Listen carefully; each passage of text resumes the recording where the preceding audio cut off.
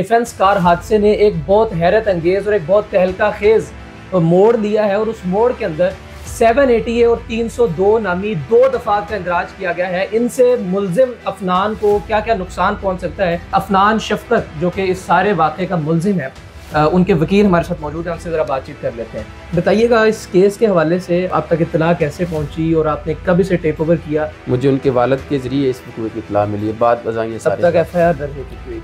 FIR तकरीबन रात 12:00 पे इन्होंने दर्ज की।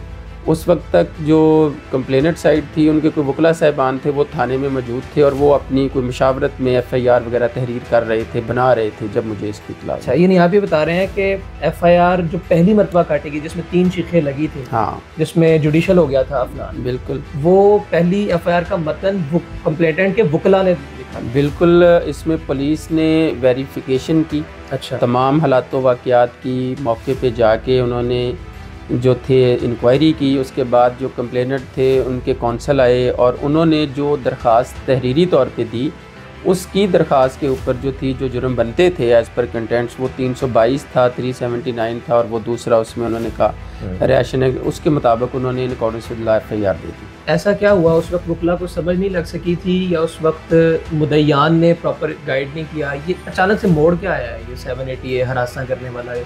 अच्छा, उसमें मैं बड़ा अर्ज़ करूँ आपसे कि मैं समझता हूँ कि जो FIR थी इनिशियल स्टेज पे, वो असल हक़ाइक़ पे मबनी है। जब इस पे नोटिस लिया गया CM साहब की तरफ से और इसमें media trial, media hype create हुई, तो इन्होंने इसको हीनियस क्राइम की सूरत में लेके गए। जब इनको पता चला कि जो अफनान है वो तो है भी नाबालग और वो जुवेनाइल है और उसको सर्टन राइट्स हैं, तो उसकी तो फिर इस तरह बेल हो जाएगी। तो फिर उन्होंने कहा कि अब हम इसमें क्या करें कि इसकी बेल भी रुके और ये हीनियस क्राइम में चला जाए।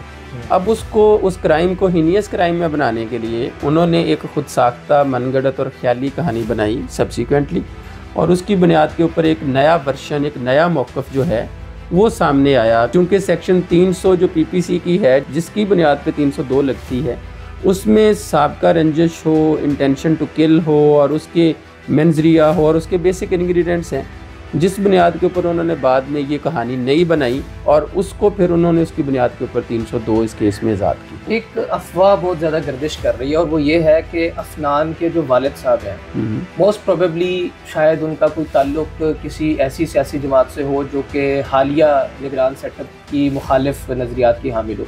इस बुनियाद पर इस केस को सियासी बनाया जा रहा है और इल्तवा का शिकार करवाया जा रहा है, इसको कॉम्प्लिकेटेड किया जा रहा है 780A डाल के। शफकत साहब को एक अरसे दराज से जानता हूँ, तो मैंने उनको नहीं देखा कि कभी वो किसी सियासी पार्टी की तरफ हों या वो किसी कोई एक्टिविस्ट हों किसी सियासी पार्टी के, वो नहीं है। क्योंकि जब ये वक़ूआ हुआ उसके बाद ये हुआ कि कार में एक ही फैमिली के 6 अफराद, इसमें बच्चे भी थे, तो उस पर नोटिस CM साहब ने ले लिया और CM साहब के नोटिस लेने के बाद उन्होंने ये कहा कि जी हम इसको ना प्रेसिडेंट बनाते हैं। और एक उन तक जो मैं समझता हूँ कि इन्फॉर्मेशन पहुंची वो दुरुस्त नहीं थी। वो इन्फॉर्मेशन यही पहुंची कि जी बड़ा वो जुल्म हो गया और वो कार ड्राइवर जो था उसने ऐसा कर दिया।